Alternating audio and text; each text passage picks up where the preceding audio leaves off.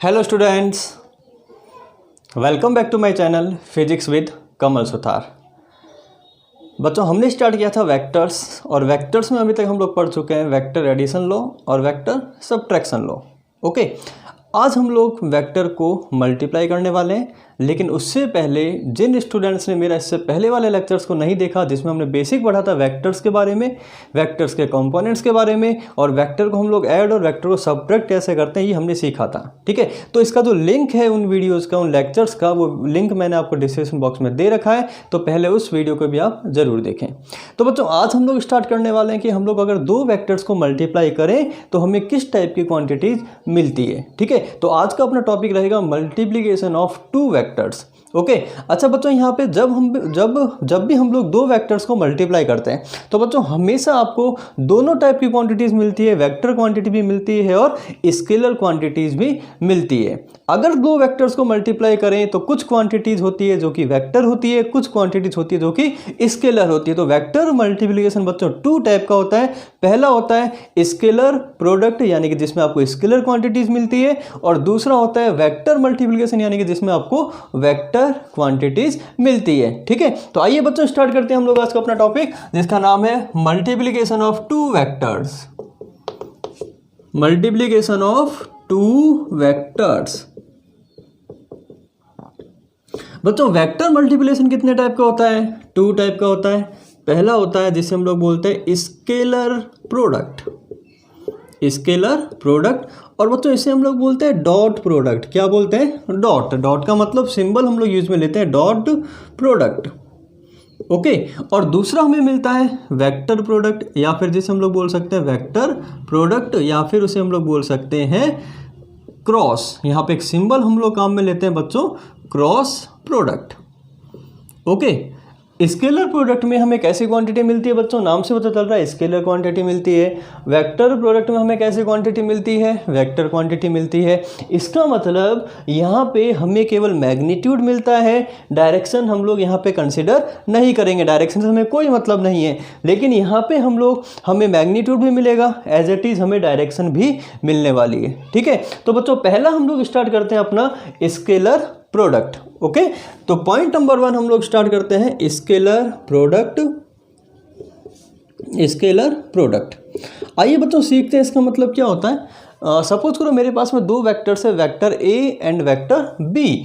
यहाँ मैंने ड्रॉ किया बच्चों ए वेक्टर और यहाँ मैंने ड्रॉ किया बच्चों वी वेक्टर। ओके, इन दोनों वेक्टर्स के बीच का एंगल हम लोग कितना एज्यूम कर लें? इन दोनों वेक्टर्स के बीच का एंगल हमने एज्यूम कर लिया थीटा। तो इन दोनों वेक्टर्स के बीच में जो स्केलर प्रोडक्ट होता है या फिर जो डॉट प्रोडक्ट होता है, उन्हें हम लोग दो वेक्टर्स के बीच में डॉट अप्लाई करके रिप्रेजेंट करते हैं। फॉर एग्जांपल, अगर मैं इस टाइप से लिखता हूँ ए वेक्टर डॉट बी वेक्टर, बच्चों इसका मतलब ये हुआ कि यहाँ पे हम लोग टू वेक्टर्स को मल्टीप्लाई कर रहे हैं और जो अपना प्रोडक्ट है वो कैसा है? स्केलर प्रोडक्ट है। मतलब यहाँ पे जो क्वांटिटी हमें मिलने वाली है वो कैसी क्वांटिटी मिलने वाली है? स्केलर क्वांटिटी मिलने वाली है। तो आपको ध्यान होना चाहिए, आपको ध्यान रखना चाहिए कि अगर दो वेक्टर्स के बीच में मैंने यहाँ पे डॉट अप्लाई किया है तो मुझे हमेशा कैसी क्वांटिटी मिलेगी? यहाँ पे स्केलर क्वांटिटी मिलेगी। ओके बच्चों, ए डॉट बी का फॉर्मूला होता है हमारे पास में mod of A vector, mod of B vector, और साथ में हम लोग मल्टीप्लाई करते हैं यहाँ पे cos theta, where theta is the angle between two vectors, where theta is the angle between two given vectors. तो पहला फॉर्मूला आपको लर्न करना है, ए vector dot B vector equal to mod of A mod of B cos theta. A का magnitude into B का magnitude into cos theta. Okay, चलिए बच्चों अब हम लोग बात करते हैं यहाँ पे डायरेक्शन तो होती नहीं है, तो डायरेक्शन से हमें कोई मतलब नहीं है। अब हम लोग बात करते हैं कि हमारे पास में जो यूनिट वेक्टर होते हैं बच्चों वो कितने टाइप के होते हैं? 3 टाइप के, आई कैप, जे कैप एंड के कैप। तो अगर हम लोग बात करें यूनिट वेक्टर्स की बच्चों, तो हमारे पास में जो यूनिट वेक्टर होते हैं बच्चों एक्स एक्सिस, वाई एक्सिस और ये आपने एज्यूम किया जेड एक्सिस। एक्स एक्सिस के अलोंग जो यूनिट वेक्टर होता है उसे हम लोग बोलते हैं आई कैप, वाई एक्सिस के अलोंग जो यूनिट वेक्टर होता है बच्चों उसे हम लोग बोलते हैं जे कैप, और जेड एक्सिस के अलोंग जो यूनिट वेक्टर होता है उसे हम लोग क्या बोलते हैं? के कैप। ओके। तो अब हम लोग सीखते हैं कि यूनिट वेक्टर्स का अगर हम लोग डॉट प्रोडक्ट लेते हैं तो हमें क्वांटिटीज़ क्या मिलती है। ठीक है, तो बच्चों देखिए यहाँ पे अगर सपोज करो मुझे फाइंड आउट करना है i cap dot i cap, i dot i, यहाँ देखिए बच्चों इसको हम लोग लिखेंगे mod of i cap, mod of i cap a b cos theta. अच्छा बच्चों यहाँ पे अगर दोनों वेक्टर है, ये आई कैप मतलब इसकी जो डायरेक्शन है वो कौन सी है, एक्स एक्सिस, दूसरा भी हमारे पास में क्या है आई कैप, इसकी भी जो डायरेक्शन है वो कौन सी है, एक्स एक्सिस। इसका मतलब दोनों वेक्टर्स मेरे किस डायरेक्शन में, एक्स डायरेक्शन में। और अगर दोनों वेक्टर सेम डायरेक्शन में है तो उन दोनों वेक्टर्स के बीच का एंगल थीटा इक्वल टू कितना है, यहाँ पे 0 डिग्री है। ठीक है, तो यहाँ पे मैं लिखूंगा कॉस 0 डिग्री। बच्चों यहाँ पे आई कैप होता है unit vector, unit vector, vector whose magnitude is equal to 1 is called unit vector. तो यहाँ पे आई कैप का जो मैग्नीट्यूड है वो कितना है, 1 इंटू इस आई कैप का यूनिट वेक्टर मैग्नीट्यूड कितना हुआ, 1 इंटू कॉस 0 इक्वल टू कितना, 1। तो यानी कि बच्चों आपको ध्यान रखना है I dot I always will be equal to 1, I dot I will be equal to 1। ठीक है, नाउ नेक्स्ट हम लोग यहाँ पे फाइंड आउट कर लेते हैं बच्चों आई डॉट जे, आई डॉट जे। अच्छा देखिए बच्चों यहाँ पे आई कैप यानी कि एक्स एक्सिस, जे कैप यानी कि वाई एक्सिस, और आई और जे के बीच का एंगल ऑलवेज कितना होता है बच्चों, 90 डिग्री। ठीक है, तो अगर हम लोग फॉर्मूला में वैल्यू पुट करें mod of i cap, mod of J cap, cos, और एंगल कितना हो गया यहाँ पे 90 डिग्री। बच्चों कॉस 90 की वैल्यू कितनी होती है, कॉस 90 की वैल्यू हमारे पास में होती है 0। यानी कि अगर हम लोग आई डॉट जे की बात करें तो I dot J always will be equal to 0। आया समझ में? इसका मतलब ये हुआ कि अगर दोनों वेक्टर मेरे सेम है, यानी कि अगर दोनों या तो आई कैप है, या दोनों जे कैप है, और या दोनों के कैप है, अगर दोनों यूनिट वेक्टर मेरे सेम है और उनका हम लोग डॉट मल्टीप्लिकेशन कर रहे हैं तो बच्चों हमेशा कितना मिलने वाला है अपने को, 1। क्यों? क्योंकि दोनों के बीच का जो एंगल होगा वो कितना होगा, 0 डिग्री। तो आप कह सकते हैं आई डॉट आई, या फिर आप कह सकते हैं जे डॉट जे, या फिर आप कह सकते हैं K dot K will be always equal to 1। इनकी वैल्यू हमेशा कितनी होती है बच्चों, 1 होती है। ठीक है, और अगर हम लोग 2 वेक्टर्स लें जो डिफरेंट है, मतलब आई जे के आई, कुछ भी जो डिफरेंट है, ठीक है, तो अगर हम लोग 2 डिफरेंट लेते हैं आई डॉट जे वेक्टर, जे कैप डॉट के कैप डॉट आई कैप, इस टाइप से जब डिफरेंट वेक्टर्स हम लोग काम में लेते हैं तो उनका जो डॉट प्रोडक्ट होता है वो हमेशा कितना होता है बच्चों, 0 होता है। याद रहेगा। तो इस टाइप से हम लोग 2 vectors co dot product find out कर सकते हैं। ठीक है, अब हम लोग सीखते हैं इसका एक बेसिक क्वेश्चन कि अगर हमें वेक्टर्स क्वांटिटीज गिवन है तो डॉट प्रोडक्ट हम लोग किस तरीके से फाइंड आउट करते हैं। हम लोग क्वेश्चन हमें गिवन है, हमें 2 वेक्टर्स गिवन है। पहला वेक्टर गिवन है ए vector equal to 2 I cap plus 3 J cap minus के कैप, एंड बी वेक्टर हमें गिवन है i cap plus J cap plus 4 k cap. Okay, आपको फाइंड आउट करना है ए वेक्टर डॉट बी वेक्टर, आपको find out करना है। ठीक है, तो बच्चों यहाँ देखिए ए डॉट बी हम लोग किस तरीके से फाइंड आउट करें, a vector dot B vector equal to, यहाँ वैल्यू पुट करें हम लोग a vector 2 I cap plus 3 J cap minus के कैप डॉट बी वेक्टर कितना है बच्चों, i cap plus J cap plus 4 k cap. Okay, अब देखिए बच्चों यहाँ पे अगर हम लोग आई को आई से मल्टीप्लाई करें तो कितना मिलेगा, 1।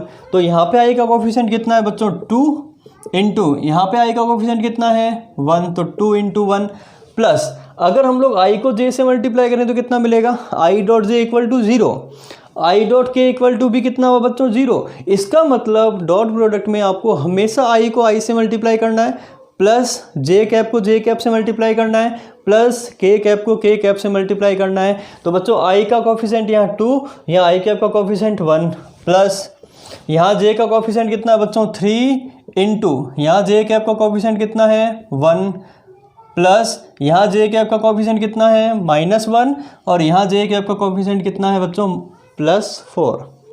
तो अगर हम लोग इसको सॉल्व करें तो ये मुझे मिल गया 2 + 3 - 4, 2 + 3 - 4, 3 + 2 5 - 4 इक्वल टू 1। यानी कि a vector dot B vector equal to कितना मिल गया मुझे यहाँ पे, 1। अच्छा बच्चों यहाँ पे कहीं आई कैप जे कैप या के कैप आ रहा है, आंसर में कहीं नहीं आ रहा। इसका मतलब आपको केवल क्या मिला यहाँ पे, आपको केवल यहाँ पे मैग्नीट्यूड मिला। तो आप कह सकते हैं कि ए डॉट बी ऑलवेज कैसी क्वांटिटी मिलती है, आपको एक स्केलर क्वांटिटी मिलती है। ओके, स्केलर क्वांटिटीज के एग्जांपल हमारे पास में वर्क डन हो गया। एक वर्क जो कैसी क्वांटिटी है बच्चों, स्केलर क्वांटिटी। इसका फॉर्मूला होता है फोर्स इनटू डिस्प्लेसमेंट। तो फोर्स भी वेक्टर क्वांटिटी है, डिस्प्लेसमेंट भी वेक्टर क्वांटिटी है, लेकिन अगर हम इन दोनों को मल्टीप्लाई करें तो हमें मिल गया वर्क डन। और वर्क कैसी क्वांटिटी होती है बच्चों, ऑलवेज स्केलर क्वांटिटी होती है। ठीक है, इसके अलावा बहुत सारी क्वांटिटीज़ होती है जो कि स्केलर क्वांटिटीज़ होती है। तो ये हमने सीखा कि ए डॉट बी हम लोग किस तरीके से फाइंड आउट करते हैं। ओके, अब हम लोग सीखते हैं कि इसके यूजेस क्या है, डॉट प्रोडक्ट से हम लोग क्या क्या कर सकते हैं या इसकी एप्लीकेशंस क्या है। ठीक है, तो बच्चों स्टार्ट करते हैं हम लोग इसकी एप्लीकेशन नंबर 1। पहली एप्लीकेशन हम लोग सीख रहे हैं, यहाँ पे हम लोग एप्लीकेशंस पढ़ेंगे विद एग्जाम्पल, साथ में हम लोग उसके एग्जाम्पल्स भी करते रहेंगे। ठीक है, अच्छा बच्चों, पहली एप्लीकेशन ये कहती है if two vectors are perpendicular to each other. बच्चों परपेंडिकुलर को हम लोग ऑर्थोगोनल भी बोलते हैं। ठीक है, तो अगर एक वर्ड आए क्वेश्चन में ऑर्थोगोनल, तो आपके माइंड में क्लिक होना चाहिए, इसका मतलब होता है perpendicular. If two vectors are perpendicular to each other then apply. अगर बच्चों कहीं भी आए कि दो वेक्टर एक दूसरे के परपेंडिकुलर है, तो आपको हमेशा अप्लाई करना है बच्चों a vector dot B vector equal to कितना होता है 0। अगर दो वेक्टर परपेंडिकुलर है तो उनके बीच का एंगल 90 डिग्री हो गया। तो a vector dot B vector equal to a b cos 90, cos 90 equal to कितना हुआ यहाँ पे 0। तो उन दोनों का डॉट प्रोडक्ट ऑलवेज कितना मिलने वाला है बच्चों, 0 मिलने वाला है। ठीक है, याद रहेगा। अब क्वेश्चन कैसे आता है बच्चों, इस पर देखिए, क्वेश्चन इस टाइप से आएगा, if A vector equal to 2i cap plus 3j cap minus k cap and B vector equal to i cap plus alpha j cap and minus k cap are perpendicular to each other then find the value of alpha, then find alpha। तो आपको यहाँ पे alpha की value को find out करना है। ठीक है, अच्छा बच्चों देखिए यहाँ पे क्वेश्चन गिवन है कि दो वेक्टर्स हैं, दोनों वेक्टर एक दूसरे के परपेंडिकुलर है, तो अल्फा की वैल्यू कितनी होगी ये आपको फाइंड आउट करना है। तो मैंने अभी आपको बताया कि अगर दो वेक्टर्स एक दूसरे के परपेंडिकुलर है तो आपके माइंड में क्लिक होना चाहिए a vector dot B vector equal to कितना होना चाहिए बच्चों 0। ठीक है, तो अगर हम लोग यहाँ पे ए डॉट बी को फाइंड आउट करें तो 2i cap plus 3j cap minus k cap dot i cap plus alpha j cap minus k cap, और ये बच्चों कितना होना चाहिए हमारे पास में 0 होना चाहिए। ठीक है, यहाँ से अगर हम लोग इसको सॉल्व करें तो ये मुझे मिल गया 2 into 1 will be equal to 2 plus 3 into alpha will be equal to 3 alpha minus into minus plus 1 into 1 will be equal to 1 equal to 0। तो यहाँ से 2 plus 1 equal to 3 alpha equal to minus 3। बच्चों alpha equal to यहाँ पे कितना आ जाएगा -1। आइए question और करते हैं हम लोग इसमें, if A vector equal to cos omega T I cap plus sine omega T J cap and B vector आपको गिवन है cos omega T by 2 I cap plus sine omega T by 2 J cap are perpendicular to each other then find the value of T. बच्चों यहाँ भी अपने given है कि दो vector से एक दूसरे के परपेंडिकुलर है, तो हमारे माइंड में क्लिक होना चाहिए परपेंडिकुलर वर्ड सुनते ही a vector dot B vector should be equal to 0। Okay, तो बच्चों यहाँ पे ए वेक्टर की वैल्यू हमें गिवन है cos omega t i cap plus sine omega T J cap dot cos omega T by 2 I cap plus sine omega T by 2 J cap should be equal to 0। Okay, अब हमें क्या करना है, यहाँ पे आई cap को आई cap से multiply करना है। तो बच्चों देखिए cos omega t into cos omega T by 2 plus j को जे से मल्टीप्लाई करें तो sine omega t into sine omega T by 2 will be equal to 0। अच्छा बच्चों एक मैथ्स में आइडेंटिटी होती है कॉस ए माइनस बी की, और ये फॉर्मूला होता है कॉस ए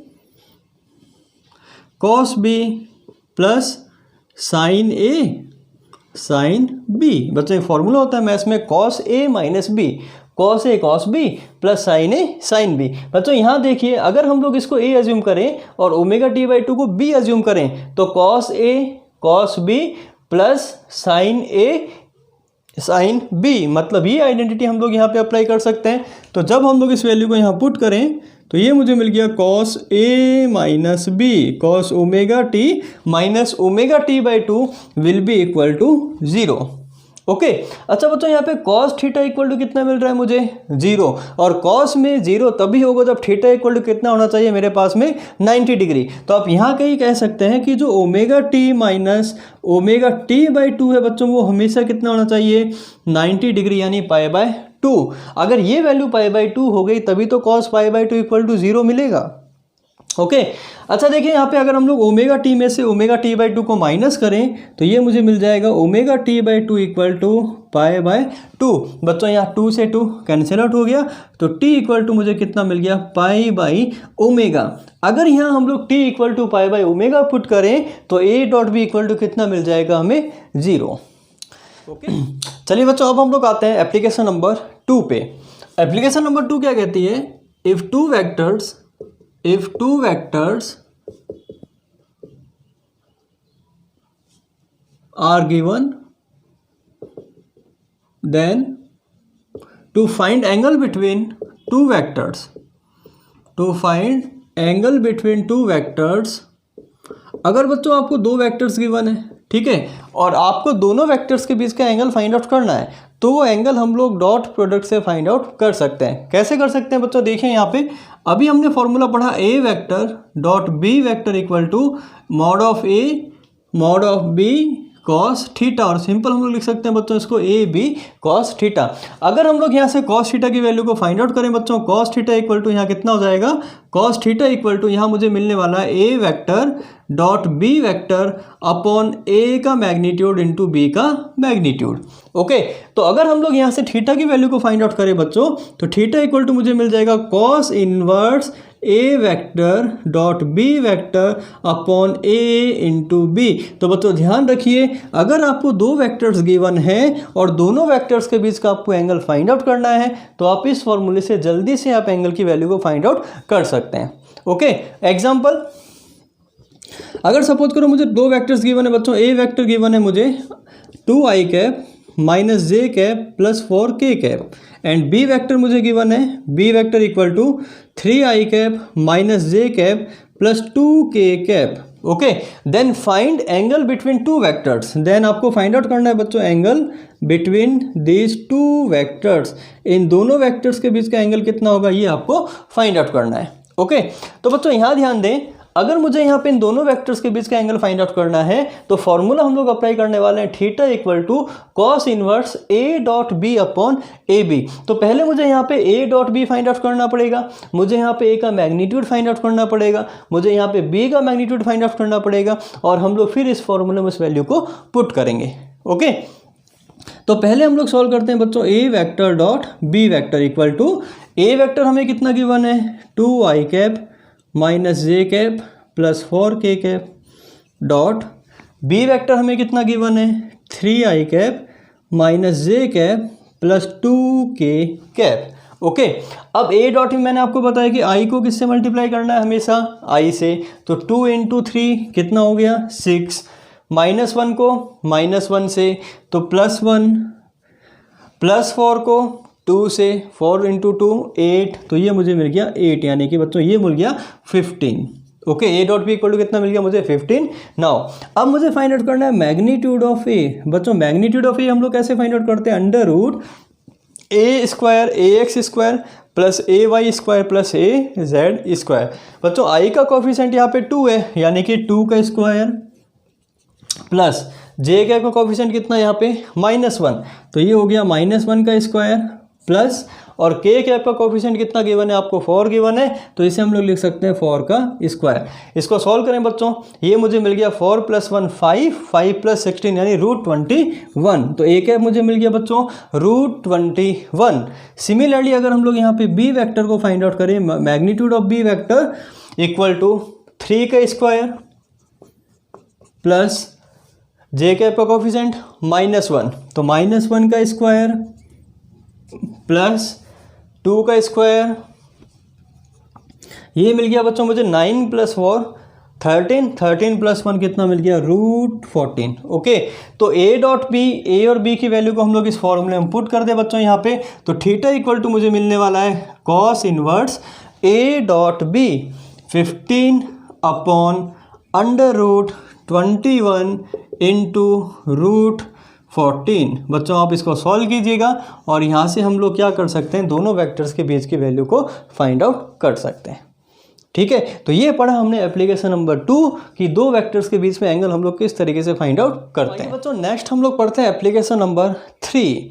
एप्लीकेशन नंबर 3 में हम लोग फाइंड आउट करने वाले हैं projection of a vector along B vector. एक वेक्टर का दूसरे वेक्टर का पर कितना प्रोजेक्शन है, मतलब एक वेक्टर का दूसरे वेक्टर पर कितना पार्ट आ रहा है, वो हम लोग यहाँ पे फाइंड आउट करने वाले हैं। ठीक है, आप ये भी कह सकते हो component of A vector along B vector. तो नेक्स्ट हम लोग फाइंड आउट करने वाले हैं यहाँ पे projection of A vector along B vector. Okay, अच्छा बच्चों यहाँ देखिए, सपोज करो मेरे पास एक वेक्टर है बी वेक्टर और दूसरा वेक्टर मैंने अज्यूम किया ए वेक्टर। ओके, और इसका जो एंगल है यहाँ पे कितना अज्यूम किया आपने, थीटा। बच्चों अगर यहाँ से हम लोग इसके ऊपर लाइट अप्लाई करें, यहाँ से अगर हम लोग लाइट अप्लाई करें तो ए का कितना पार्ट बी को ओवरलैप कर रहा है, ए का कितना पार्ट बी के ऊपर आ रहा है, उसे हम लोग बोलते हैं projection of A along B, कि ए का कितना पार्ट बी की डायरेक्शन में है। तो बच्चों आपने पढ़ा होगा रिजोल्यूशन ऑफ वेक्टर कि अगर हम लोग इस ए का कंपोनेंट करें तो बच्चों यहाँ से लेके यहाँ तक का जो पार्ट है वो इस बी को ओवरलैप करेगा। मतलब ये जो कंपोनेंट हो गया बच्चों ए कॉस थीटा, इसे हम लोग बोलते हैं projection of A on B. तो ये वैल्यू कितनी मिल गई बच्चों, ए कॉस थीटा। तो इसका फॉर्मूला होगा projection of A along B equal to, हम लोग कह सकते हैं ए कॉस थीटा। तो पहली वैल्यू तो आपको लर्न करनी है ए कॉस थीटा। आइए इस फॉर्मूले को थोड़ा सा और मॉडिफाई करें। तो अभी हमने देखा a vector dot B vector equal to mod of B cos theta. ठीक है, अगर बच्चों यहाँ से हम लोग ए कॉस थीटा की वैल्यू को फाइंड आउट करें तो यहाँ से a cos theta equal to मुझे कितना मिलने वाला है, ए vector dot B vector upon magnitude of B. तो projection of A on b का दूसरा फॉर्मूला आपको लर्न करना है बच्चों, A dot B upon magnitude of B. बच्चों ध्यान रखें, मैग्नीट्यूड हमेशा उस क्वांटिटी का आएगा जिसके अलोंग हम लोग प्रोजेक्शन फाइंड आउट कर रहे हैं। यहाँ पे हम लोग बी के अलोंग प्रोजेक्शन फाइंड आउट कर रहे हैं तो मैग्नीट्यूड हमेशा किसका आएगा बच्चों, बी का आएगा। ठीक है, अगर क्वेश्चन ये बोलता कि projection of B vector along A vector, तो ए के अलोंग हम लोग फाइंड कर रहे हैं, इसका मतलब ए डॉट बी तो यहाँ एज इट इज रहेगा, बट जो नीचे जो मैग्नीट्यूड आएगा डिनोमिनेटर में वो किसका आएगा, वो ए का आएगा। तो फॉर्मूला बनेगा वहां पे A dot B upon A. Okay, अच्छा बच्चों ये तो हमने केवल बात की किसकी, मैग्नीट्यूड की। अगर हम लोग फाइंड आउट करना चाहें इसको वेक्टर फॉर्म में, तो बच्चों वेक्टर फॉर्म में हम लोग कैसे लिख सकते हैं इसको, देखिए इन वेक्टर फॉर्म बच्चों यहाँ पे देखिए हमारे पास में जो प्रोजेक्शन आ रहा है ए कॉस थीटा, इसकी जो डायरेक्शन है वो किसकी डायरेक्शन में है, वो बी की डायरेक्शन में। आप देखिए ए कॉस थीटा बी की सेम डायरेक्शन में, मतलब ए कॉस थीटा का जो यूनिट वेक्टर है बच्चों वो बी की डायरेक्शन में, मतलब जो बी का यूनिट वेक्टर है वो किसका यूनिट वेक्टर है बच्चों, ए कॉस थीटा का यूनिट वेक्टर भी है। तो यानी कि इसको मैं ऐसे लिख सकता हूँ ए कॉस थीटा इंटू, और साथ में लिखा हमने इसका यूनिट वेक्टर यानी बी कैप। ओके, अच्छा बच्चों इसको हम लोग ऐसे लिख सकते हैं क्या, ए कॉस थीटा, और यूनिट वेक्टर का फॉर्मूला होता है vector upon magnitude of vector. तो यहाँ से बी कैप को हम लोग लिख सकते हैं B vector upon mod of B, लिख सकते हैं ऐसा। अच्छा बच्चों यहाँ से ए कॉस थीटा को हम लोग क्या लिख सकते हैं, ए कॉस थीटा को हम लोग लिख सकते हैं a vector dot B vector into b vector upon b into b कितना हो गया बच्चों, b का स्क्वायर। यानी कि अगर मैं इसको वेक्टर फॉर्म में लिखना चाहूँ projection of a along b, तो ये मुझे मिल जाएगा a vector dot b vector into b vector upon b का स्क्वायर। ओके, तो एक फॉर्मूला आपको ये भी लर्न करना है। एप्लीकेशन नंबर 3 है डॉट प्रोडक्ट की। चलिए बच्चों एक्सप्लिकेशन कर लेते हैं जल्दी से। एक सपोज करो आपको a वेक्टर गिवन है i cap plus J cap plus के कैप, एंड बी वेक्टर आपको गिवन है बच्चों i cap minus J cap and minus के कैप। ठीक है, क्वेश्चन ये बोल रहा है find the projection of A vector along B vector. A vector का बी वेक्टर पे कितना प्रोजेक्शन है ये आपको फाइंड आउट करना है। चलिए बच्चों सॉल्व करते हैं इसको जल्दी से। फॉर्मूला हमारे पास में देखिए बच्चों, एक तो है ए कॉस थीटा, दूसरा फॉर्मूला हमारे पास में A dot B upon B. तो मेरे हिसाब से ये वाला फॉर्मूला यहाँ अप्लाई करना ज़्यादा इजी रहेगा। ठीक है, तो सबसे पहले हम लोग फाइंड आउट करते हैं यहाँ पे a vector dot B vector will be equal to, बच्चों डायरेक्ट मैं इसको सॉल्व कर रहा हूँ, i cap into i cap, 1 into 1 equal to कितना हो गया 1, यहाँ पे जे कैप का मल्टीप्लाई में 1, यहाँ जे कैप के मल्टीप्लाई में -1, तो 1 into -1 will be equal to -1, तो ये मुझे मिल गया -1, plus 1 into -1 will be equal to -1, तो यहाँ मुझे मिल गया बच्चों -1। तो इसको सॉल्व करें तो ये वैल्यू मुझे कितनी मिल गई -1। ओके, नाउ अब मुझे फाइंड आउट करना है यहाँ पे मैग्नीट्यूड ऑफ बी। तो मैग्नीट्यूड ऑफ बी यहाँ पे कितना हो जाएगा बच्चों, मैग्नीट्यूड ऑफ बी यहाँ हो गया अंडर रूट में आई कैप का कोफिशिएंट का स्क्वायर, आई कैप का कोफिशिएंट कितना है यहाँ पे 1, तो 1 का स्क्वायर, प्लस जे कैप के कोफिशिएंट का स्क्वायर यानी कि -1 का स्क्वायर, प्लस के कैप के कोफिशिएंट का स्क्वायर यानी कि -1 का स्क्वायर। तो जब हम लोग इसको सॉल्व करते हैं तो फाइनल आंसर मुझे कितना मिलता है यहाँ पे √3। ओके, और जब हम लोग इस वैल्यू को पुट करेंगे यहाँ पे तो projection of A along B मुझे कितना मिलने वाला है बच्चों, -1/√3, -1/√3। ओके, अगर हम लोग इसको वेक्टर फॉर्म में सॉल्व करना चाहें तो हम लोग क्या करेंगे, इसको b के यूनिट वेक्टर से मल्टीप्लाई भी करेंगे। अच्छा बच्चों देखिए, b का जो यूनिट वेक्टर है उसको हम लोग क्या लिख सकते हैं, b का vector upon magnitude of b। तो यहाँ पे अगर हम लोग b के वेक्टर से इसको मल्टीप्लाई करते हैं बच्चों, i cap minus J cap minus के कैप, ये तो मैंने लिख दिया b vector upon magnitude of b कितना है बच्चों √3। और अगर हम लोग √3 को √3 से मल्टीप्लाई कर दें तो फाइनल आंसर मुझे कितना मिलने वाला है यहाँ पे माइनस आई कैप माइनस जे कैप माइनस के कैप अपॉन √3 इंटू √3 कितना हो जाएगा यहाँ पे 3। ठीक है, तो ये हमने फाइंड आउट कर लिया projection of A along B. Okay, तो ये हमारा कंप्लीट हुआ यहाँ पे डॉट प्रोडक्ट। तो आइए बच्चों अब हम लोग स्टार्ट करते हैं नेक्स्ट पार्ट जो कि इंपॉर्टेंट है, वेक्टर या क्रॉस प्रोडक्ट। बच्चों वेक्टर प्रोडक्ट में हमें कैसे क्वांटिटी मिलती है, हमेशा वेक्टर क्वांटिटी मिलती है। ठीक है, वेक्टर प्रोडक्ट को हम लोग दो वेक्टर्स के बीच में क्रॉस का सिंबल अप्लाई करके रिप्रेजेंट करते हैं। ठीक है, तो यानी कि अगर सपोज करो मेरे पास में दो वेक्टर्स है, ए वेक्टर क्रॉस बी वेक्टर, तो इसका मतलब ये हो गया कि हम लोग दो वेक्टर्स को मल्टीप्लाई तो कर रहे हैं, लेकिन क्रॉस आते ही आपके माइंड में क्लिक होना चाहिए कि यहाँ पे जो क्वांटिटी मुझे मिलने वाली है बच्चों, वो कैसी क्वांटिटी मिलने वाली है, यहाँ पे वेक्टर क्वांटिटी मिलने वाली है। और अगर वेक्टर क्वांटिटी यहाँ पे मिलती है तो आपके माइंड में क्लिक होना चाहिए कि मुझे यहाँ पे डायरेक्शन को भी कंसिडर करना पड़ेगा। ठीक है, तो अभी हम लोग सीखते हैं डायरेक्शन हम लोग कैसे फाइंड आउट करते हैं। तो बच्चों ए क्रॉस बी का फॉर्मूला आपको लर्न करना है, मॉडुलस ऑफ ए यानी magnitude of A magnitude of B into sine theta. बच्चों ये तो हमने बात की किसकी, ओनली मैग्नीट्यूड की। ठीक है, और अब आपको पता है कि ये वेक्टर क्वांटिटी की डायरेक्शन भी होगी, और किसी भी वेक्टर की डायरेक्शन को हम लोग हमेशा दिखाते हैं कि यूनिट वेक्टर से। तो यहाँ पे डायरेक्शन शो करने के लिए मैंने एक यूनिट वेक्टर अज्यूम कर लिया बच्चों एन कैप।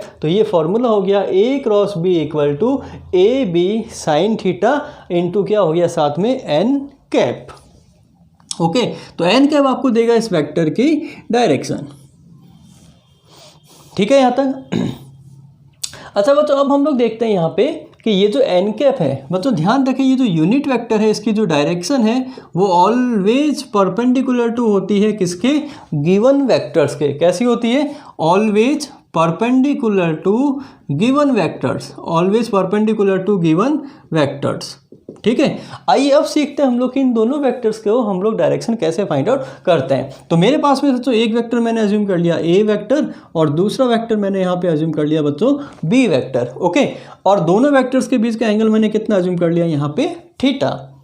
ठीक है, अब इसकी जो आपको डायरेक्शन फाइंड आउट करनी है तो इसकी डायरेक्शन के लिए हम लोग काम में लेते हैं बच्चों right hand rule, right hand rule. Okay, बच्चों आपको क्या करना है, अपनी राइट हैंड की जो फिंगर्स है अपनी राइट हैंड की फिंगर से उसको आपको कहाँ लेके जाना है, जो वेक्टर आपने पहले लिखा है उसकी तरफ लेके जाना है। यहाँ पे आपने पहले लिखा है बच्चों A क्रॉस B, यानी कि फिंगर्स को हम लोग कहाँ रखने वाले हैं, फिंगर्स को हम लोग रखने वाले हैं A वेक्टर की तरफ। तो फिंगर्स हम लोग कहाँ रखेंगे, फिंगर्स हम लोग रखेंगे वेक्टर की तरफ, ठीक है, जो कि आपको गिवन है फर्स्ट टाइम, मतलब जो वेक्टर आपको पहले लिखा हुआ गिवन है बच्चों उसकी तरफ आपको फिंगर्स को रखना है, ठीक है। नाउ अब आपको फिंगर्स को टर्न करना है, अब आपको फिंगर्स को क्या करना है बच्चों, आपको फिंगर्स को टर्न करना है किस वेक्टर की तरफ, जो वेक्टर आपका लिखा हुआ है सेकंड टर्म पे, यानी कि बी की तरफ। पहले आपका ए वेक्टर लिखा हुआ है तो फिंगर्स को आप ए की तरफ लेके जाओ, फिर आपको फिंगर को टर्न करना है, या फिर आप कह सकते हो यहाँ पे फिंगर को आपको कर्ल करना है किस वेक्टर की तरफ, किस वेक्टर की तरफ बच्चों, जो आपको सेकंड टाइम में लिखा हुआ है, यानी कि बी वेक्टर की तरफ, ठीक है। तो थंब की जो डायरेक्शन होगी बच्चों, थंब की जो डायरेक्शन होगी वो होगी यूनिट वेक्टर की डायरेक्शन, या तो यूनिट वेक्टर कह सकते हैं आप, या फिर आप कह सकते हैं रिजल्टेंट वेक्टर की डायरेक्शन, रिजल्टेंट वेक्टर की डायरेक्शन। ओके, चलिए बच्चों इस रूल को हम लोग अप्लाई करते हैं। देखिए बच्चों राइट हैंड की फिंगर्स को, तो राइट हैंड की फिंगर्स को हमें कहाँ रखना है, हमें उस वेक्टर की तरफ रखना है जो पहले लिखा हुआ है। तो पहले यहाँ क्या लिखा हुआ है, ए वेक्टर, तो फिंगर्स को मैंने रखा बच्चों ए वेक्टर की तरफ। ओके, अब फिंगर्स को मुझे टर्न करना है जो वेक्टर बाद में लिखा हुआ है, यानी कि बी की तरफ। तो पहले मैंने फिंगर्स को ए की तरफ रखा, फिर मैंने फिंगर्स को टर्न किया बच्चों बी की तरफ। ओके, तो मेरा जो थंब आएगा वो आएगा रिजल्टेंट वेक्टर की डायरेक्शन, यानी कि आप कह सकते हैं यूनिट वेक्टर की डायरेक्शन। तो बच्चों यहाँ पे देखिए कि मेरा जो ए वेक्टर उस प्लेन के अंदर है, बी वेक्टर भी मेरा इस प्लेन के अंदर है, बट मेरा जो यूनिट वेक्टर आ रहा है वो परपेंडिकुलर टू प्लेन आ रहा है। कैसा आ रहा है बच्चों, परपेंडिकुलर टू प्लेन। आप देख रहे हैं कि जो यूनिट वेक्टर है बच्चों वो ए के भी परपेंडिकुलर है, और ये जो यूनिट वेक्टर है वो बी के भी परपेंडिकुलर है। इसका मतलब यूनिट वेक्टर ऑलवेज हमेशा हमेशा हमेशा जो वेक्टर्स आपको गिवन है उन दोनों के परपेंडिकुलर आएगा। ऐसा कोई ज़रूरी नहीं है कि ये दोनों वेक्टर्स म्यूचुअली परपेंडिकुलर हो, ऐसा ज़रूरी नहीं है, लेकिन यूनिट वेक्टर हमेशा इन दोनों वेक्टर्स के परपेंडिकुलर ही आएगा, ठीक है। तो ये आपने फाइंड आउट किया ए क्रॉस बी। बच्चों अगर मैं यहाँ पे B cross A find out करूँ तो चलिए हम लोग निकालते हैं यहाँ पे बी क्रॉस ए। बच्चों देखिए बी क्रॉस ए अगर मुझे फाइंड आउट करना है बी, अच्छा पहले मैं लिख देता हूँ यहाँ पे ए क्रॉस बी, मैंने यहाँ पे लिखा ए क्रॉस बी, और इसकी जो डायरेक्शन आई है बच्चों वो आई है perpendicular to plane outward direction. बच्चों हम लोग कह सकते हैं कि ये एक प्लेन है, ठीक है, और इस प्लेन के परपेंडिकुलर डायरेक्शन आई है, और डायरेक्शन कैसी है बच्चों, आउटवर्ड डायरेक्शन, मतलब प्लेन से बाहर निकल रही है। तो इसकी डायरेक्शन हम लोग कह सकते हैं परपेंडिकुलर टू प्लेन, और ये कैसी डायरेक्शन हो गई बच्चों, आउटवर्ड डायरेक्शन हो गई। कैसी हो गई, आउटवर्ड डायरेक्शन, ठीक है। अब मैं निकालता हूँ यहाँ पे बी क्रॉस ए की डायरेक्शन, बी क्रॉस ए की डायरेक्शन। चलिए बच्चों यहाँ पे राइट हैंड की फिंगर्स को हम लोग पहले बी क्रॉस ए, तो पहले बी की तरफ लेके जाएंगे, फिंगर्स को बी की तरफ लेके गए, ठीक है। फिर फिंगर्स को आपको टर्न करना है ए की तरफ। अगर बच्चों फिंगर्स को आपने इस तरीके से बी की तरफ लेके गए तो ए की तरफ तो हम लोग टर्न नहीं कर रहे ना, यहाँ तो नहीं है ना ए, भाई ए तो इस तरफ है ना, इस तरफ, तो हम लोग कहाँ टर्न करेंगे, ए की तरफ। तो फिंगर्स को हम लोग ऐसे लेके गए, फिंगर्स को हमने टर्न किया ए की तरफ। थंब कहाँ आ रहा है बच्चों, परपेंडिकुलर इनवर्ड डायरेक्शन, मतलब थंब मेरा जा रहा है अंदर की ओर। यानी कि अगर मैं यहाँ पे बी क्रॉस ए बच्चों फाइंड आउट करता हूँ तो मेरी जो डायरेक्शन आ रही है बच्चों वो आ रही है perpendicular to plane, perpendicular to plane, और हमेशा कैसी हो गई बच्चों, इनवर्ड डायरेक्शन में, ठीक है। तो बच्चों क्या a cross B equal to b cross a होता है, क्या a cross B equal to b cross होता है, नहीं, a cross B equal to b cross a कभी नहीं होता है। क्यों, क्योंकि दोनों का जो मैग्नीट्यूड है वो तो हमेशा इक्वल होगा। ए को बी से मल्टीप्लाई करो या बी को ए से मल्टीप्लाई करो, दोनों का जो मैग्नीट्यूड है वो तो इक्वल होगा। लेकिन ये एक वेक्टर क्वांटिटी है, इसलिए इसकी डायरेक्शन वेरी कर रही है बच्चों। देखिए ए क्रॉस बी की डायरेक्शन अगर आउटवर्ड है तो बी क्रॉस ए की डायरेक्शन कैसी है बच्चों, इनवर्ड है। इसका मतलब ये दोनों वेक्टर्स एक दूसरे के अपोजिट डायरेक्शन में होते हैं। तो आप कह सकते हैं कि ए क्रॉस बी कभी भी बी क्रॉस ए के इक्वल नहीं होता। आप ऐसा जरूर लिख सकते हैं यहाँ पे कि ए cross b minus b cross a के इक्वल होता है। क्यों, क्योंकि अगर ए क्रॉस बी का आपने साइन पॉजिटिव लिया और बी क्रॉस ए का साइन कैसा आएगा बच्चों, नेगेटिव। तो अगर एक वेक्टर का साइन पॉजिटिव है, दूसरे वेक्टर का साइन नेगेटिव है, इसका मतलब दोनों वेक्टर एक दूसरे के ऑपोजिट डायरेक्शन में है। ओके, यहाँ तक आया समझ में। तो अगर आपसे पूछेंगे ए क्रॉस बी और बी क्रॉस ए के बीच का एंगल कितना होता है, तो बच्चों एक वेक्टर इस डायरेक्शन में, दूसरा वेक्टर इस डायरेक्शन में, तो दोनों वेक्टर्स के बीच का एंगल ऑलवेज कितना होता है बच्चों, यहाँ पे इन दोनों वेक्टर्स के बीच का एंगल होगा 180 डिग्री। ओके, आइए बच्चों अब हम लोग सीखते हैं vector multiplication of unit vectors. अगर यूनिट वेक्टर्स को हम लोग क्रॉस मल्टीप्लाई करें तो हमारा आंसर क्या आना चाहिए। ठीक है, देखिए बच्चों हमारे पास में 3 एक्सिस होती है जो कि हमने पहले रिवाइज किया था अभी, X axis, Y axis and Z axis.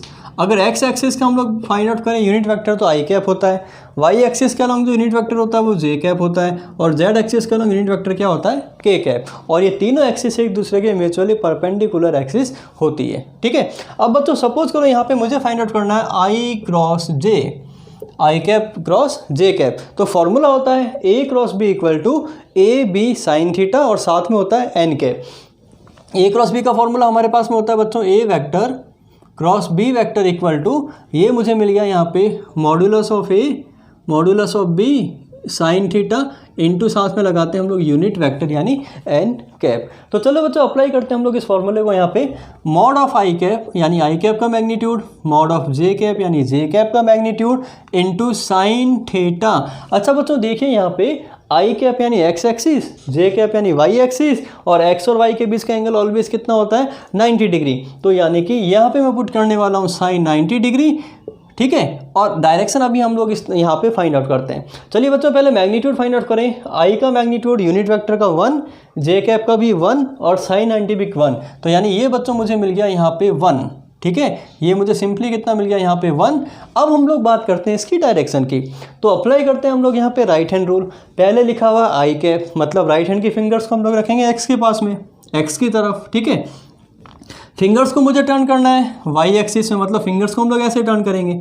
तो मेरा जो थंब आया वो परपेंडिकुलर टू प्लेन आया बच्चों, और ये जो डायरेक्शन होती है स्टैंडर्ड डायरेक्शन, इसे हम लोग बोलते हैं जेड एक्सिस। ये जो एक्सिस होती है बच्चों इसे हम लोग बोलते हैं जेड एक्सिस, मतलब ये जो डायरेक्शन है ये मुझे मिल गई प्लस के कैप। आउटवर्ड डायरेक्शन में जेड एक्सिस, तो इसे हम लोग बोलते हैं प्लस के कैप। यानी कि बच्चों i cap cross j cap always आपको कितना मिलता है, के कैप। तो आई क्रॉस जे ऑलवेज कितना होता है बच्चों, के कैप होता है। ओके, अगर सपोज करो मुझे फाइंड आउट करना है यहाँ पे आई क्रॉस आई, आई क्रॉस आई, तो बच्चों यहाँ देखें mod of i cap and I x axis और ये वाला आई भी एक्स एक्सिस, दोनों सेम डायरेक्शन में। थीटा कितना हुआ यहाँ पे 0, तो यहाँ हम लोग पुट करेंगे साइन 0। साइन 0 की वैल्यू कितनी होती है बच्चों 0, तो आई क्रॉस आई ऑलवेज कितना होगा यहाँ पे 0 होगा। अब कोई वेक्टर है जिसका मैग्नीट्यूड ही 0 है तो उसकी कोई डायरेक्शन नहीं होती। जब उसकी यूनिट ही नहीं है, उसका मैग्नीट्यूड ही नहीं है, तो डायरेक्शन तो उसकी होगी नहीं। तो यानी कि आपको सिंपल सा लर्न करना है यहाँ पे कि अगर दो सेम वेक्टर्स हैं, सेम यूनिट वेक्टर्स हैं, आई कैप और आई कैप, या जे कैप या के कैप, तो सेम वेक्टर्स का क्रॉस मल्टीप्लिकेशन हमेशा कितना होता है बच्चों, 0 होता है। जे क्रॉस जे और के क्रॉस के इक्वल टू कितना होता है, 0। अच्छा बच्चों आई डॉट जे कितना होता है, I dot J equal to होता है 1। अभी हमने थोड़ी देर पहले सीखा था कि अगर दोनों सेम वेक्टर्स हैं तो दोनों का डॉट प्रोडक्ट हमेशा कितना होता है, 1 होता है। लेकिन अगर दोनों सेम वेक्टर्स हैं, दोनों का क्रॉस प्रोडक्ट ऑलवेज कितना होता है, 0 होता है। ओके, चलिए बच्चों अगर मैं आपसे बोलता हूँ कि मुझे जे क्रॉस ए की डायरेक्शन बताइए, जे क्रॉस ए, तो पहले फिंगर्स को हम लोग कहाँ रखेंगे, जे की तरफ। ओके, फिंगर्स को टर्न कहाँ करेंगे, आई की तरफ। थंब कहाँ जाएगा, इनवर्ट डायरेक्शन में, मतलब आप कहेंगे माइनस के कैप। तो अभी हमने सीखा कि ए क्रॉस बी अगर के कैप है तो बी क्रॉस ए बच्चों कितना होगा, माइनस के कैप। तो आप कह सकते हैं यहाँ पे कि जे क्रॉस आई इक्वल टू कितना हो जाएगा यहाँ पे, माइनस के कैप। तो इस तरीके से हम लोग यूनिट वेक्टर की डायरेक्शन को फाइंड आउट कर सकते हैं। लेकिन बच्चों इसका एक सिंपल सा मेरे पास में तरीका है लर्न करने का इसको, कि हम लोग जल्दी से हम लोग कैसे मल्टीप्लाई कर सकते हैं यूनिट वेक्टर्स को। आइए बच्चों सीखते हैं इसको। सपोज करो यहाँ मैंने लिखा आई कैप, यहाँ मैंने लिखा बच्चों जे कैप, और यहाँ लिखा मैंने के कैप। ओके, आपको ध्यान रखना है कि जब हम लोग जाएंगे एंटी क्लॉकवाइज डायरेक्शन, बच्चों कहाँ जा रहे हैं, एंटी क्लॉकवाइज डायरेक्शन, घड़ी के अपोजिट डायरेक्शन में एंटी क्लॉकवाइज, तो हमें साइन कैसा लेना है बच्चों, पॉजिटिव, और जब हम लोग जा रहे हैं क्लॉकवाइज डायरेक्शन में तो साइन हमें कैसा लेना है बच्चों, नेगेटिव। ओके, अच्छा यहाँ देखिए, अगर हम लोग चलते हैं एंटी क्लॉकवाइज डायरेक्शन में इस टाइप से, तो आई क्रॉस जे इक्वल टू प्लस के कैप, एंटी क्लॉकवाइज चल रहे हैं ना, आई से जे जा रहे हैं मतलब एंटी क्लॉकवाइज, तो आई क्रॉस जे इक्वल टू कितना मिल गया, के कैप। तो आई क्रॉस जे इक्वल टू कितना हुआ बच्चों, के कैप। जे क्रॉस के इक्वल टू कितना हो जाएगा, प्लस आई कैप। तो जे क्रॉस के इक्वल टू प्लस आई कैप, के cross I equal two plus J cap. तो आपको मिल जाएगा के cross I equal two plus J cap. Okay, अब चलते हैं हम लोग क्लॉकवाइज। जे क्रॉस आई क्लॉकवाइज जा रहे हैं, तो जे क्रॉस आई बच्चों कितना मिलेगा, माइनस के कैप। तो जे क्रॉस आई मुझे मिल गया यहाँ पे माइनस के कैप। आई क्रॉस के कितना मिलेगा,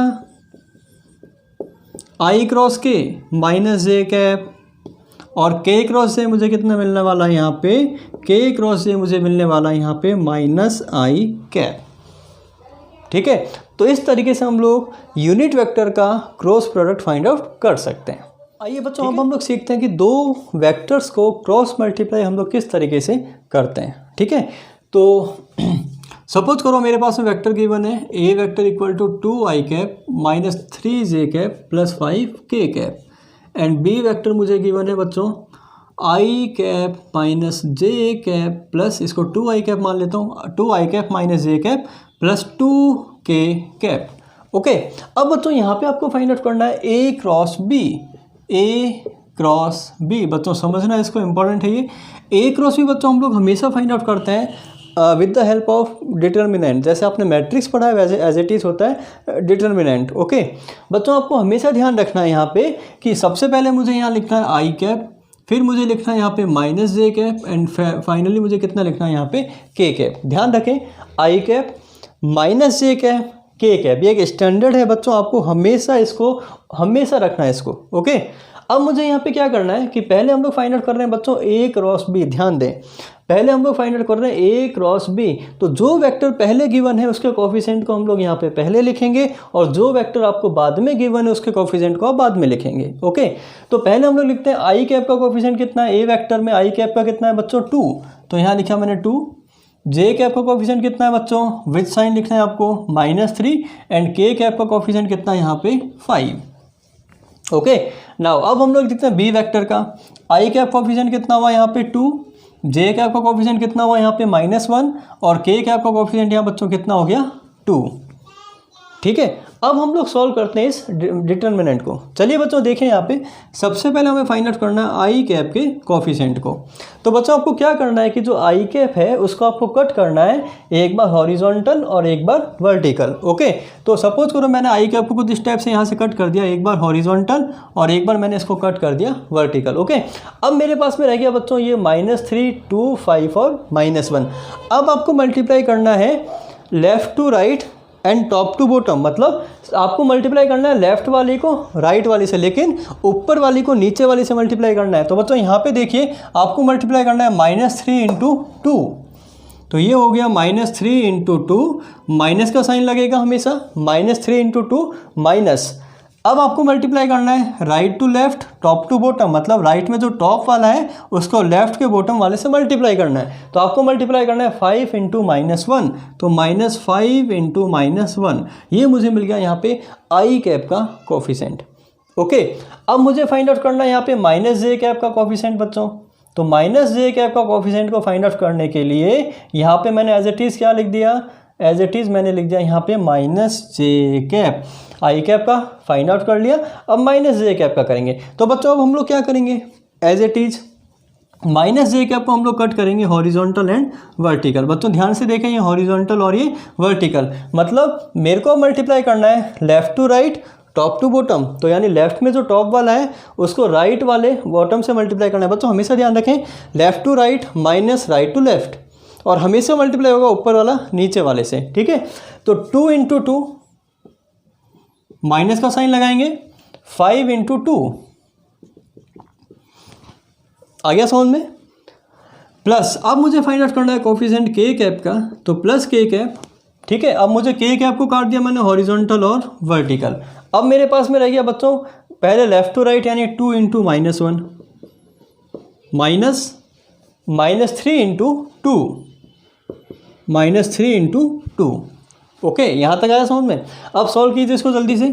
आई कैप बच्चों ये मुझे मिल गया -6 -5 plus -6 + 5 will be equal to -1 minus J cap ये मुझे मिल गया 4 - 10 will be equal to -6 and minus will be equal to +6।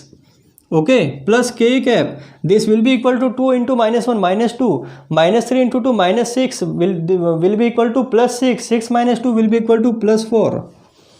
तो ये मुझे मिल गया -i cap plus 6 J cap plus 4 k cap. ये हमने फाइंड आउट कर लिया बच्चों यहाँ पे A क्रॉस P। ठीक है, ये मुझे मिल गया यहाँ पे वेक्टर फॉर्म में -i cap plus 6 J cap plus 4 k cap. अगर मुझे यहाँ पे इसका मैग्नीट्यूड फाइंड आउट करना है तो हम लोग फाइंड आउट कर सकते हैं mod of A cross B will be equal to under root i cap coefficient का स्क्वायर -1 का स्क्वायर प्लस 6 का स्क्वायर प्लस 4 का square will be equal to 1 + 36 + 16। बस 36 + 16 will be equal to 52 + 1 equal to 53। It will be equal to 53 √53 will be the answer. Okay, तो ये हमने सीखा आई cross B को हम लोग किस तरीके से फाइंड आउट करते हैं। बच्चों थोड़ा सा लेंदी प्रोसेस है तो एग्जाम में इसको बिल्कुल आराम से कीजिएगा क्योंकि सिली मिस्टेक्स आपका पूरा आंसर गलत करवा सकती है। ठीक है, आइए और प्रैक्टिस करते हैं हम लोग इस पे ए क्रॉस बी हम लोग कैसे फाइंड आउट करते हैं और ए क्रॉस बी की एप्लीकेशन। आइए बच्चों वेक्टर प्रोडक्ट में बात करते हैं। एप्लीकेशन नंबर 1, पहली एप्लीकेशन आपको क्या कहती है? To find angle between two vectors. To find angle between two vectors. बच्चों अगर आपको दो वेक्टर्स के बीच का एंगल आपको फाइंड आउट करना है तो हम लोग क्रॉस प्रोडक्ट की हेल्प से उसको फाइंड आउट कर सकते हैं। आइए बच्चों कैसे करें? अभी हमने फॉर्मूला देखा a vector cross b vector equal to mod of A mod of b sine theta और साथ में हमने लिखा इसको एन कैप। ओके, अच्छा बच्चों अगर हम इसको यहाँ से गौर से देखें तो क्या मैं इसको ऐसे लिख सकता हूँ क्या कि ए क्रॉस बी का मैग्नीट्यूड? बच्चों ए बी साइन थीटा क्या है? A B sine theta A cross B का मैग्नीट्यूड ही तो है यहाँ पे। तो क्या मैं इसको ऐसे लिख सकता हूँ क्या कि magnitude of A cross B? बात तो वही है ना, ए क्रॉस बी का जो मैग्नीट्यूड है बच्चों वो मुझे किसके इक्वल मिल गया? वो मुझे मिल गया यहाँ पे ए बी साइन थीटा के इक्वल। तो अगर यहाँ से हम लोग साइन थीटा को फाइंड आउट करना चाहें तो साइन थीटा इक्वल टू बच्चों मुझे मिल जाएगा ए vector cross b vector upon modulus of a into modulus of b. और अगर मुझे यहाँ से थीटा की वैल्यू को फाइंड आउट करना है तो हम लोग फॉर्मूला अप्लाई करेंगे sine inverse mod of A cross B upon magnitude of A upon magnitude of B. तो बच्चों इस तरीके से हम लोग दो वेक्टर्स के बीच का एंगल फाइंड आउट कर सकते हैं with the help of cross product. लेकिन बच्चों यहाँ पे ध्यान दें, अभी हमने डॉट में फाइंड आउट किया था vector angle between two vectors cos theta equal to cos inverse A dot B upon mod of a और मॉड ऑफ बी। तो बच्चों यहाँ ध्यान रखें, अगर आपको दो वेक्टर के बीच का एंगल फाइंड आउट करना है तो आप हमेशा उसको फाइंड कीजिएगा डॉट प्रोडक्ट से, क्योंकि क्रॉस से और डॉट से जब हम लोग एंगल फाइंड आउट करते हैं एंगल की वैल्यू सेम आती है। लेकिन ध्यान रखिए बच्चों ये बहुत कॉम्प्लिकेटेड प्रोसेस है और इसमें सिली मिस्टेक से चांसेस बहुत ज़्यादा हैं। तो हमेशा उसको आपको किससे सॉल्व करना है? डॉट प्रोडक्ट की हेल्प से आपको उसको सॉल्व करना है। ओके, हाँ, फिर वहाँ पे आपको कॉस थीटा की वैल्यू मिल जाएगी डॉट में। तो अगर आपका आंसर साइन थीटा के टर्म में है तो आप साइन को कॉस को साइन में आप इजीली कन्वर्ट कर सकते हो √1 माइनस साइन स्क्वायर थीटा की हेल्प से। तो वहाँ से आप उसको साइन थीटा में कन्वर्ट करके फाइनल आंसर लिख सकते हो। ठीक है, तो बच्चों इसकी प्रैक्टिस आप खुद कीजिएगा कि आप एक दो वेक्टर अज्यूम करना, ए वेक्टर एंड बी वेक्टर, दोनों का आप डॉट प्रोडक्ट से कॉस थीटा फाइंड आउट करना, फिर आप दोनों का क्रॉस प्रोडक्ट से साइन थीटा फाइंड आउट करना और फिर उन दोनों वैल्यू को आप कंपेयर करके देखना क्या वो दोनों वैल्यू इक्वल आ रही है मैथमेटिकल फॉर्मूले से, sine theta equal to √1 minus cos square theta वाले फॉर्मूले से। अगर दोनों वैल्यू आपकी इक्वल आ रही है इसका मतलब आपने जो किया वो एकदम सही किया है और आपको एग्जाम में हमेशा फॉलो करना है डॉट वाला concept to find angle between two vectors के लिए। ओके, नेक्स्ट एप्लीकेशन नंबर 2 हम लोग फाइंड आउट कर सकते हैं यहाँ पे to find unit vector perpendicular to given vectors. अगर बच्चों आपको दो वेक्टर्स गिवन है, ठीक है, और उन दोनों वेक्टर के परपेंडिकुलर डायरेक्शन आपको फाइंड आउट करना है यूनिट वेक्टर, तो आप उसको सॉल्व कर सकते हैं, उसको फाइंड आउट कर सकते हैं with the help of cross product. ठीक है, क्वेश्चन करते हैं हम लोग, find unit vector perpendicular to both a vector equal to i cap minus J cap plus के cap and B vector equal to 2i cap plus J cap minus के cap. Okay, तो यहाँ पे आपको इन दोनों वेक्टर के perpendicular direction आपको यूनिट वेक्टर फाइंड आउट करना है। चलिए बच्चों, इसको हम लोग कैसे सॉल्व करते हैं, देखिए अभी हमने फॉर्मूला पढ़ा a vector cross b vector equal to mod of A cross b, यानी कि ए क्रॉस बी का मैग्नीट्यूड इंटू एन कैप, और ये जो एन कैप होता है इसे हम लोग बोलते हैं unit vector perpendicular to given vectors. तो बच्चों यहाँ से अगर हम लोग एन कैप की वैल्यू को फाइंड आउट करें तो एन कैप इक्वल टू कितना हो जाएगा, a cross B upon magnitude of A cross B. Okay, तो पहले मुझे यहाँ पे फाइंड आउट करना है ए क्रॉस बी और उसके बाद फाइंड आउट करना है ए क्रॉस बी का मैग्नीट्यूड, और उसको हम लोग जब डिवाइड कर देंगे तो हमें क्या मिल जाएगा यहाँ पे यूनिट वेक्टर। चलिए बच्चों फाइंड आउट करते हैं जल्दी से इसका magnitude with the help of determinant. यहाँ पे लिखेंगे हम लोग i cap minus J cap and plus के कैप। ओके, आई कैप के मल्टीप्लाई में यहाँ पे कितना है बच्चों 1, माइनस जे कैप यानी कि जे कैप के मल्टीप्लाई में कितना है बच्चों यहाँ पे -1, एंड के कैप के मल्टीप्लाई में यहाँ कितना है बच्चों, के कैप के मल्टीप्लाई में यहाँ पे 1। ओके, चलिए यहाँ आई कैप के मल्टीप्लाई में कितना है 2, यहाँ जे कैप के मल्टीप्लाई में कितना है 1, और यहाँ के कैप के मल्टीप्लाई में कितना है बच्चों -1। तो यहाँ पे हम लोग फाइंड आउट कर रहे हैं ए क्रॉस बी। तो पहले हम लोग लिख रहे हैं ए को, तो पहले मैंने लिखा ए के कोफिशिएंट, बाद में हम लोग लिख रहे हैं बी को, तो बाद में लिखेंगे हम लोग बी के कोफिशिएंट। ओके, चलिए इसको सॉल्व करते हैं हम लोग। सबसे पहले मुझे निकालना है आई कैप के कोफिशिएंट। तो बच्चों आई कैप को मैंने काट दिया हॉरिजॉन्टल और vertical. -1 into -1 will be equal to 1, तो this will be equal to 1 minus 1 into 1 1, तो 1 minus 1।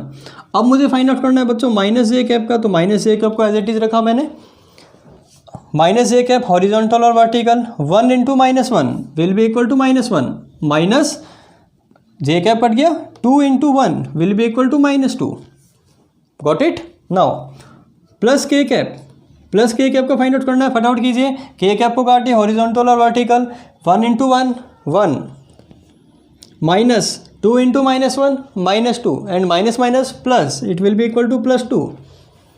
Now 1 - 1 will be equal to 0, -1 -2 -3, minus into minus plus, it will be equal to +3 J cap and it will be equal to 3 K cap. तो बच्चों ये आपने find out किया a cap cross a vector cross b vector. अब हम लोग find out कर लेते हैं जल्दी से इसका मैग्नीट्यूड, यानी कि magnitude of A cross B. बच्चों यहाँ ध्यान दीजिए, आई कैप के मल्टीप्लाई में कितना है 0, तो ये हो गया 0, प्लस जे कैप के मल्टीप्लाई में कितना हुआ बच्चों 3 का स्क्वायर, प्लस के कैप के मल्टीप्लाई में कितना हो गया 3 का स्क्वायर। तो ये मुझे मिल गया यहाँ पे 3√2। ओके, अब मुझे फाइंड आउट करना है यूनिट वेक्टर एन कैप की वैल्यू। तो बच्चों यहाँ पे एन कैप किसके इक्वल हो जाएगा, आई ए क्रॉस बी, यानी कि 3 जे कैप प्लस कितना मिल गया मुझे 3 के कैप अपॉन डिनोमीटर कितना आ गया बच्चों 3√2, और उसको सॉल्व करें, 3 से 3 कैंसिल आउट हो गया। तो फाइनल आंसर मुझे मिल गया यहाँ पे जे कैप प्लस के कैप अपॉन √2। तो बच्चों ये हमने फाइंड आउट किया यूनिट वेक्टर जो कि परपेंडिकुलर होगा ए वेक्टर और बी वेक्टर दोनों के। ओके, आइए बच्चों बात करते हैं एप्लीकेशन नंबर 3। बच्चों थर्ड एप्लीकेशन ये कहती है कि इफ़ टू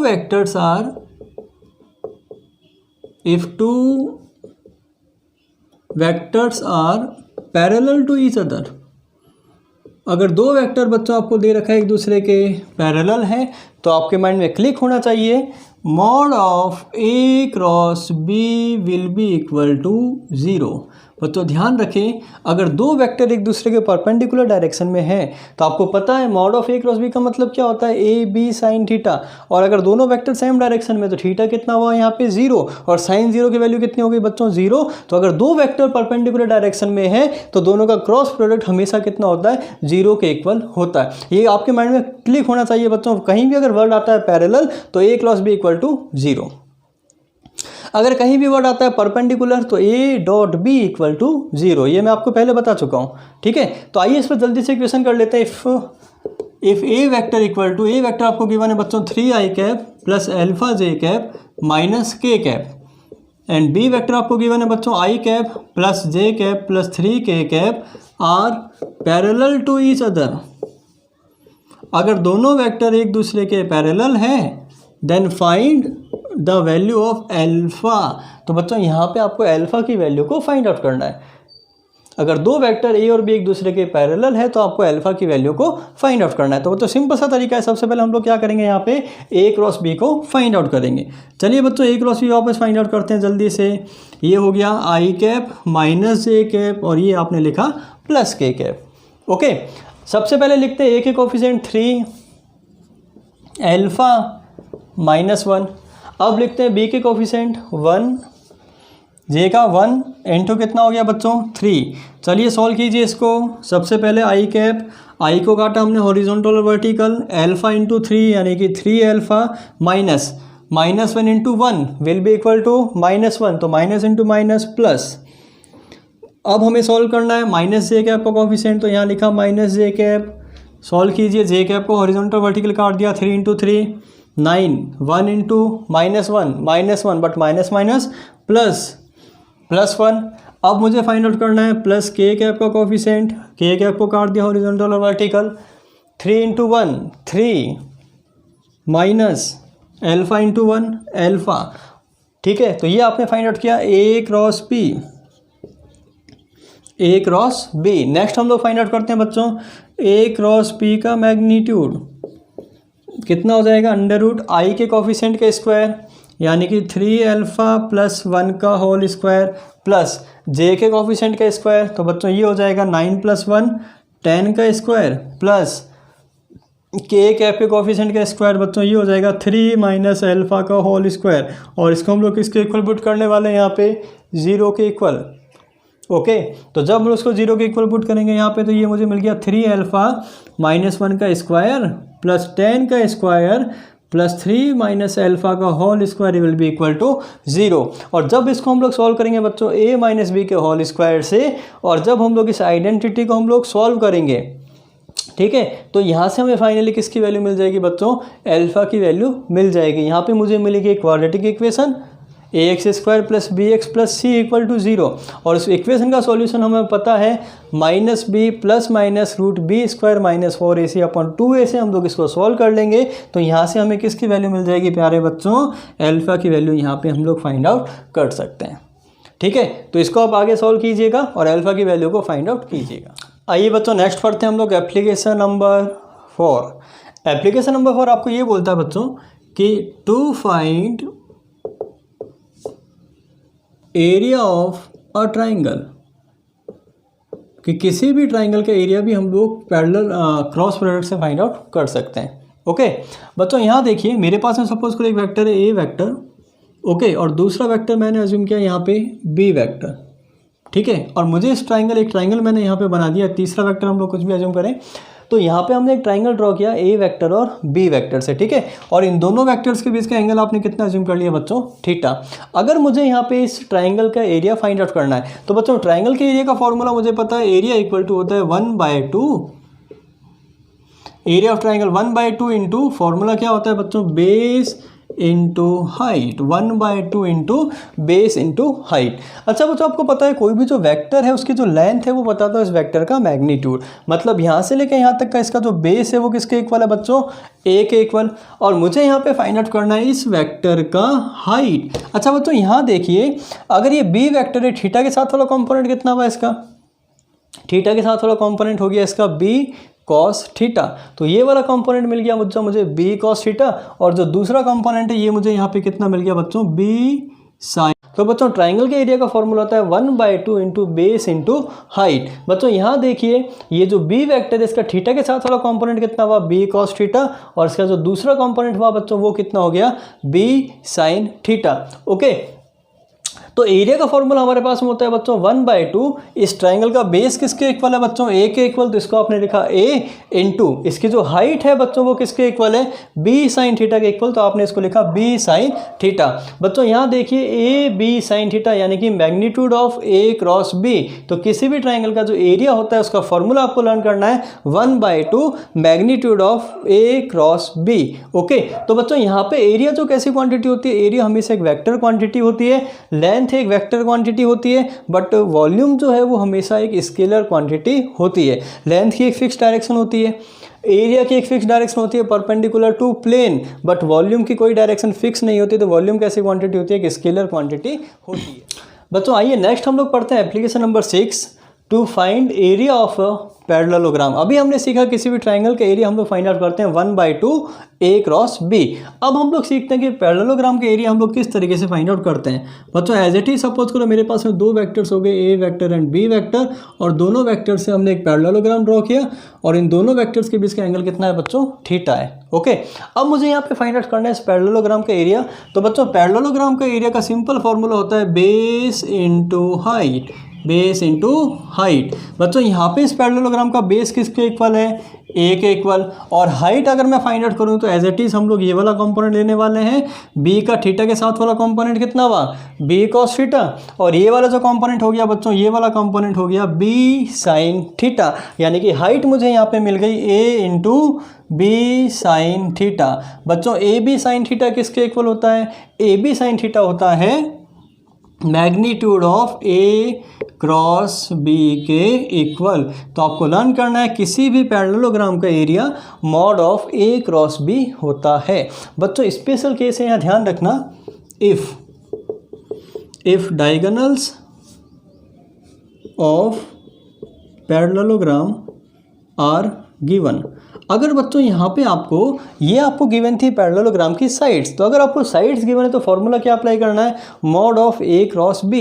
बट बच्चों अगर ध्यान रखें, अगर आपको यहाँ पे पैरेललोग्राम का डायमीटर गिवन है, बच्चों यहाँ अज्यूम कर लेते हैं हमारे पास में दो डायमीटर हो गए, ये वाला डायमीटर हो गया बच्चों D1 वेक्टर, और दूसरा जो डायमीटर है ये वाला आपने अज्यूम कर लिया बच्चों D2 वेक्टर। अगर आपको पैरेललोग्राम के डायमीटर D1 और D2 गिवन है, उस केस में हम लोग पैरेललोग्राम का एरिया किस तरीके से फाइंड आउट करते हैं।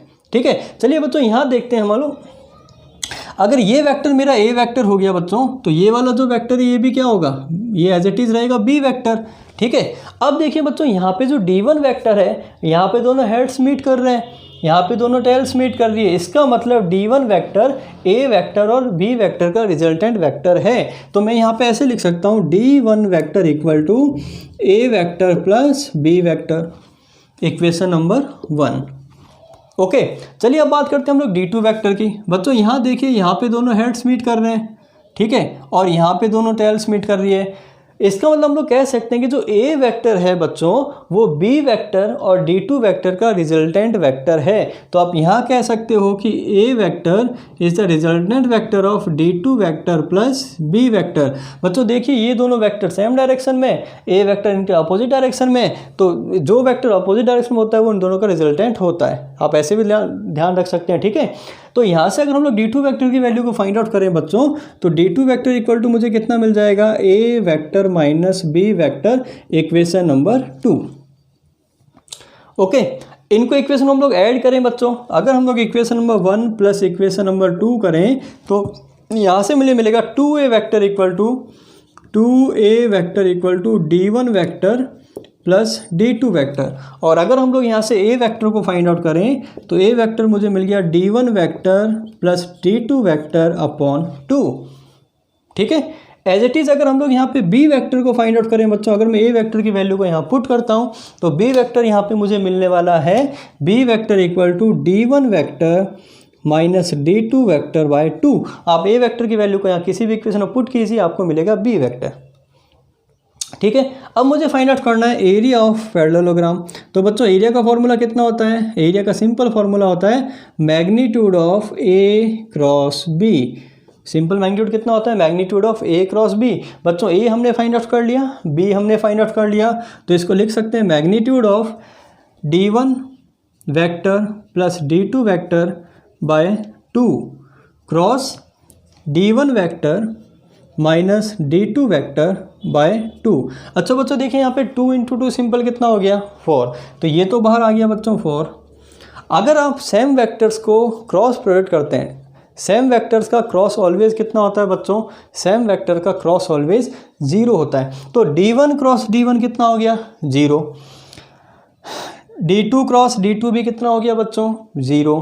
अब आप बात कर रहे हैं यहाँ पे D2 इंटू D1, और एक बार आपको मिलेगा D1 इंटू D2, और यहाँ पे हम लोग केवल मैग्नीट्यूड की बात कर रहे हैं बच्चों। तो अगर आप मैग्नीट्यूड की बात करेंगे तो आप सिंपल बोल सकते हैं, यहाँ पे आप लिख सकते हैं D1 vector cross D2 vector, और ये आपको 2 टाइम्स मिलने वाला है। तो इसको हमने किससे मल्टीप्लाई कर दिया बच्चों, 2 से मल्टीप्लाई कर दिया। ठीक है, यहाँ पे हम लोग प्लस माइनस डायरेक्शन नहीं ले रहे हैं। ठीक है, तो यहाँ से बच्चों ये 2 4 से 2 टाइम्स कैंसिल आउट हो गया। तो फाइनल मुझे यहाँ पे मिल गया D1 क्रॉस D2 अपॉन 2। बच्चों ये फाइंड आउट किया हमने पैरेललोग्राम का एरिया जब आपको डायगोनल गिवन है। तो अगर डायगोनल गिवन नहीं है, साइड्स गिवन है, तो फॉर्मूला सीधा अप्लाई करो mod of A cross B। But अगर आपको डायगोनल्स गिवन है बच्चों तो आप फॉर्मूला सीधा अप्लाई कर सकते हैं magnitude of D1 cross D2 upon 2।